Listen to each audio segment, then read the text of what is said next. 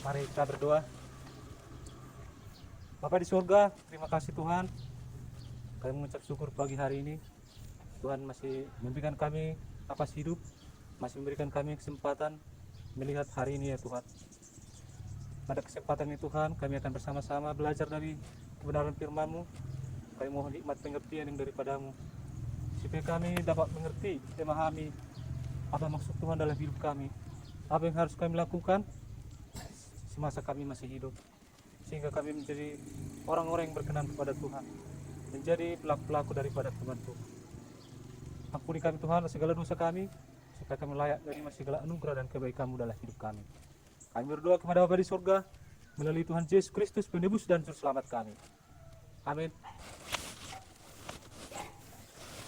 Bapak Ibu guru, anak-anak semua yang keluarga besar SPDQ Janji yang dikasihi Tuhan, renungan firman Tuhan pada pagi hari ini terambil dari Injil Matius pasal 25 mulai ayat 14 sampai ayat 30. Saya bacakan untuk kita semua, mari kita ikuti dan perhatikan bersama-sama.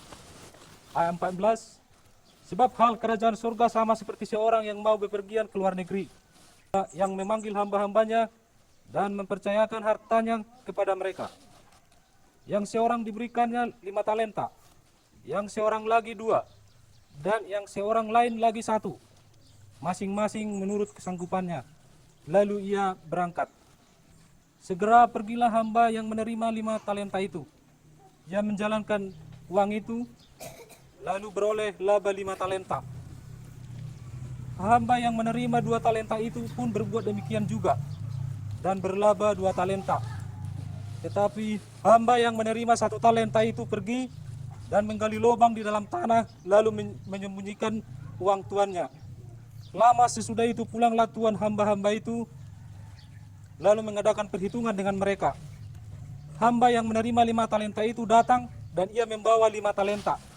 Katanya, Tuan, 5 talenta Tuhan percayakan kepadaku. Lihat, aku telah beroleh laba 5 talenta. Maka kata tuannya itu kepadanya, baik sekali perbuatanmu itu, hai hambaku yang baik dan setia. Engkau telah setia dalam perkara kecil, aku akan memberikan kepadamu tanggung jawab dalam perkara yang besar. Masuklah dan turutlah dalam kebahagiaan Tuanmu. Lalu datanglah hamba yang menerima 2 talenta itu, katanya, Tuan, 2 talenta Tuhan percayakan kepadaku. Lihat, aku telah beroleh laba 2 talenta. Maka kata tuannya itu kepadanya, baik sekali perbuatanmu itu, hai hambaku yang baik dan setia. Engkau telah setia memikul tanggung jawab dalam perkara yang kecil, aku akan memberikan kepadamu tanggung jawab dalam perkara yang besar. Masuklah dan turutlah dalam kebahagiaan Tuanmu. Kini datanglah juga hamba yang menerima 1 talenta itu, dan berkata, Tuan, aku tahu bahwa Tuhan adalah manusia yang kejam, yang menuai di tempat di mana Tuhan tidak menabur, dan yang memungut dari tempat di mana Tuhan tidak menanam. Karena itu, aku takut dan pergi menyembunyikan talenta Tuhan itu di dalam tanah. Ini terimalah kepunyaan Tuhan. Maka jawab tuannya itu, hai kamu yang hamba yang jahat dan malas. Jadi kamu sudah tahu bahwa aku menuai di tempat di mana aku tidak menabur, dan memungut dari tempat di mana aku tidak menanam. Karena itu, sudahlah seharusnya uangku itu kau berikan kepada orang yang menjalankan uang, supaya sekembaliku aku menerimanya serta dengan bunganya. Sebab itu, ambillah talenta itu daripadanya dan berikanlah kepada orang yang mempunyai 10 talenta itu. Karena setiap orang yang mempunyai kepadanya akan diberi, sehingga ia berkelimpahan. Tetapi siapa yang tidak mempunyai, apapun juga yang ada padanya akan diambil daripadanya. Dan campakkanlah hamba yang tidak berguna itu ke dalam kegelapan, yang paling gelap, di sanalah akan terdapat ratap dan kertak gigi. Keluarga besar SD Negeri Janji yang dikasih Tuhan, renungan firman Tuhan pada pagi hari ini, inti yang pertama kita bisa melihat bahwa setiap orang, semua orang tanpa terkecuali, besar kecil, kita diberikan Tuhan potensi, kemampuan, atau kesanggupan, ya. Tetapi kesanggupan itu seseorang itu berbeda-beda, ya. Misalnya kelas 1 dengan kelas 6 kemampuannya berbeda, ya. Bahkan juga sesama ke kelas 6 juga kemampuannya berbeda-beda, ya. Di sini dikatakan LAI atau Lembaga Alkitab Indonesia membuat perikop di sini perumpamaan talenta.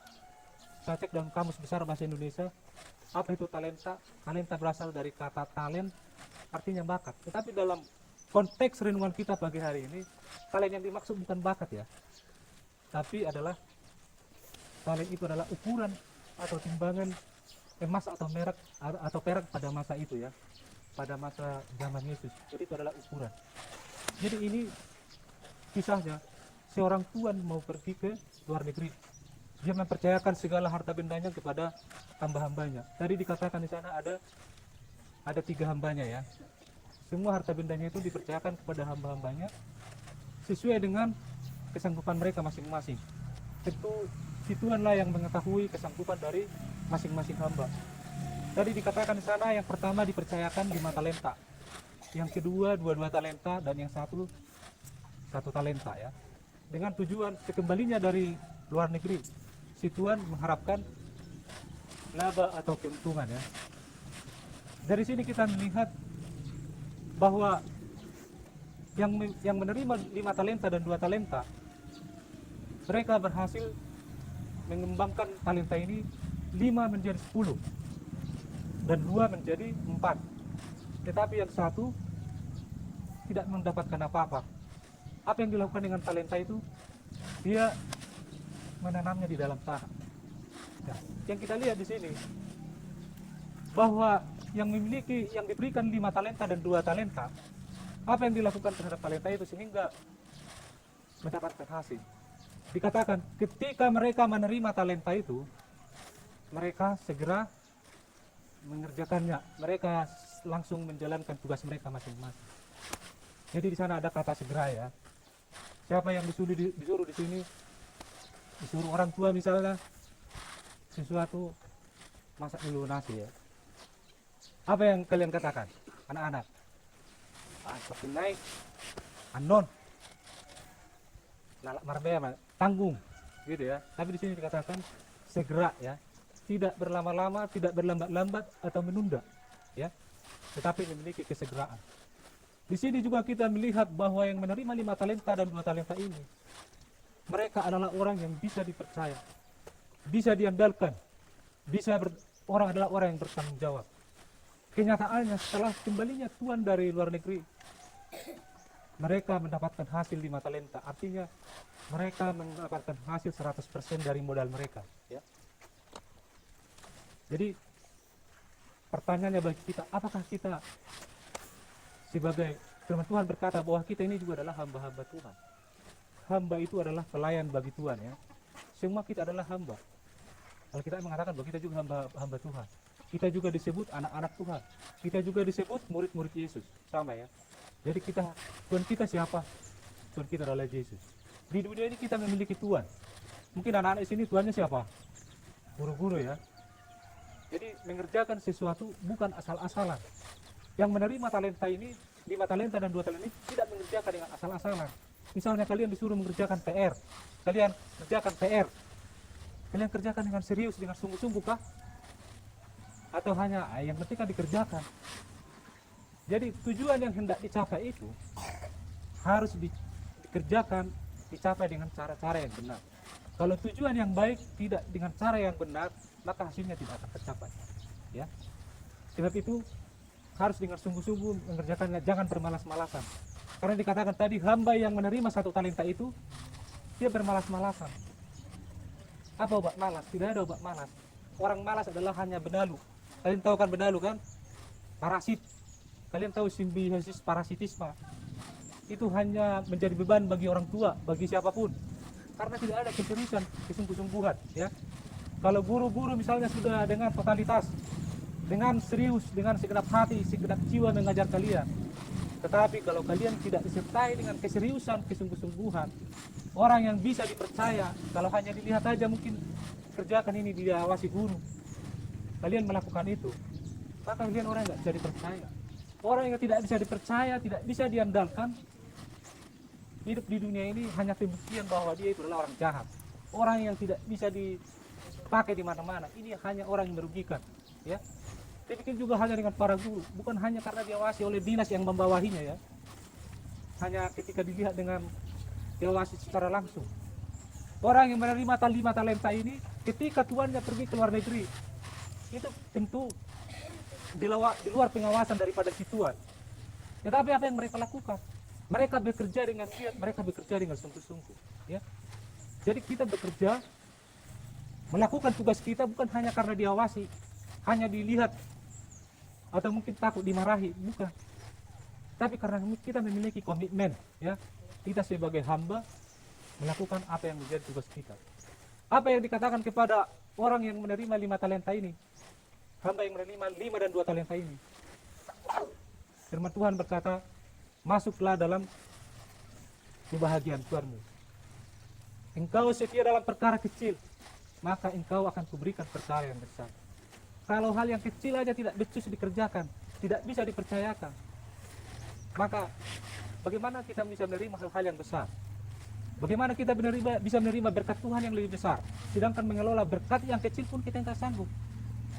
Semua kita diperhadapkan kepada pertanggungjawaban, ya. Kita di dunia ini memiliki Tuhan, tetapi kita memiliki Tuhan di atas segala Tuhan, yaitu Tuhan adalah Tuhan Yesus. Jadi jangan mengerjakan sesuatu hanya karena diawasi, tetapi harus memiliki rasa takut akan Tuhan. Ya. Jangan menjadi seperti orang yang mendapatkan 1 talenta. Dia bermalas-malasan. Dia hanya melakukan apa yang diingini hatinya, bukan apa yang diinginkan Tuhannya. Firman Tuhan berkata dalam Kolose 3 ayat 23, lakukanlah segala sesuatu seperti untuk Tuhan. Jadi kita melakukannya dengan segenap hati. Bahwa dalam kitab Amsal juga dikatakan mata Tuhan ada di atas di segala tempat, mengawasi orang baik dan orang jahat. Ya. Jadi jangan kira karena manusia nggak melihat, orang tua mungkin kalian nggak melihat melakukan sesuatu, nggak ada yang melihat, Tuhan melihat.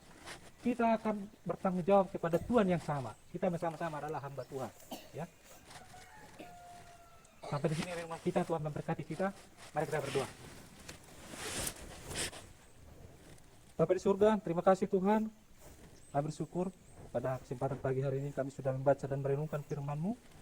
Biarlah firman-Mu Tuhan Engkau teguhkan di dalam hati dan pikiran kami, agar firman-Mu yang menuntun langkah hidup kami dalam perjalanan di dunia ini, supaya kami boleh berlaku, berbuat seturut yang Tuhan mau.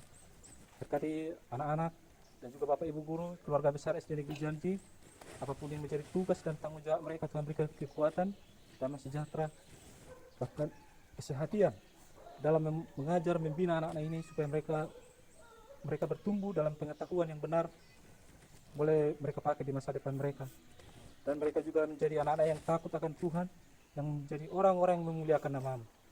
Terima kasih Bapa di surga, ampuni kami Tuhan atas segala dosa dan pelanggaran kami, supaya kami layak menerima segala anugerah dan kebaikan. Kami berdoa kepada Bapa di surga melalui Tuhan Yesus Kristus penebus dan juru selamat kami. Amin.